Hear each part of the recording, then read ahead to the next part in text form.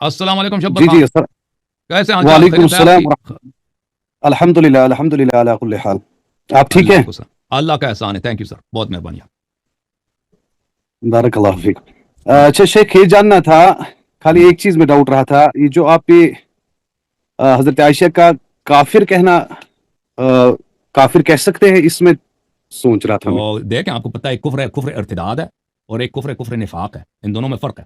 کفر ارتداد میں یہ ہے کہ وہ ختم ہو جاتا ہے نا، پھر اس کو میراث نہیں ملتی، طلاق ہو جاتا ہے اگر کوئی مرتد ہو جائے، عورت اس پہ حرام ہے. ایک کفر نفاق ہے. منافق کا کفر جو ہے اس پہ اسلام کے سب احکام جاری ہوتے ہیں، جیسے عبداللہ ابن ابی بن سلول ہے. اذا جی جاءك المنافقون قالوا نشهد انك لرسول الله والله يعلم انك لرسول والله يشهد ان المنافقين لكاذبون يقولون لئن رجعنا الى المدينه ليخرجن العز منه الاذل. یہ بخاری میں حدیث موجود ہے کہ یہ عبداللہ ابن ابی بن سلول تھا، کہا تھا کہ اعز میں ہم ہیں. رسول صلی اللہ علیہ وسلم کو اذل بولا تھا. یعنی اذل کیا؟ اذل ذلیل نہیں، یعنی ذلیل ترین، سب سے زیادہ بے عزت. اس نے رسول صلی اللہ علیہ وسلم کو گالی دیتا تھا. رسول صلی اللہ علیہ وسلم آخر تک اس پہ مسلمانوں کے احکام جاری کیے، نماز بھی خود پڑھائے اس کی. ٹھیک ہے نا؟ یہ تو اہل اسلام کا اجماع ہے جی کہ کفر کے سب کفر ارتداد نہیں ہوتا. ایک کفر نفاق بھی ہوتا ہے.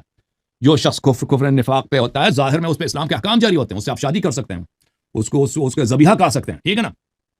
اس پہ جی جی اگر جی اس کا باپ مر جائے تو اس کو ارث ملے گا. اگر مرتد مر جائے، مرتد کا باپ مر جائے، مرتد کو ارث نہیں ملے گا. بھائی مرتد کو میراث نہیں ملتا. کوئی شخص مرتد ہو جائے، اس کی بیوی جی سے الگ ہو جاتی ہے نا، عدہ وفات رکھتی ہے.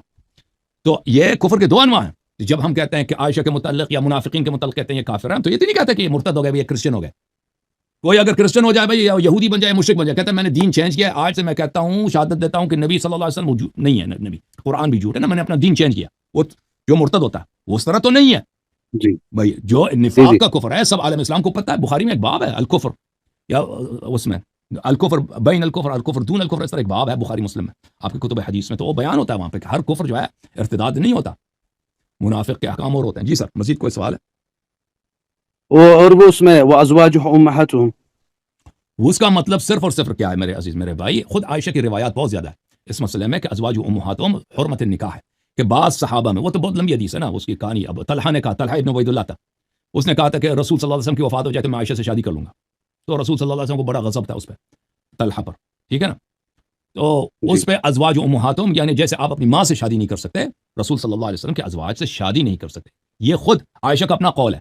صحیح حدیث کتاب طبقات الکبریٰ ابن سعد میں اور دوسری کتابوں میں موجود ہے، مسروق سے.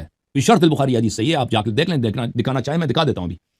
کہ ایک عورت نے عائشہ سے کہا یا امہ، ایک مومنہ مسلمان عورت نے عائشہ سے کہا اے میری ماں. تو اس نے کہا لست بأمکی انا ام رجالکم، میں آپ کی ماں نہیں ہوں، میں صرف مردوں کی ماں ہوں. تو عائشہ کی اپنی تفسیر کے مطابق اس کا مطلب ہے صرف اور صرف حرمت نکاح.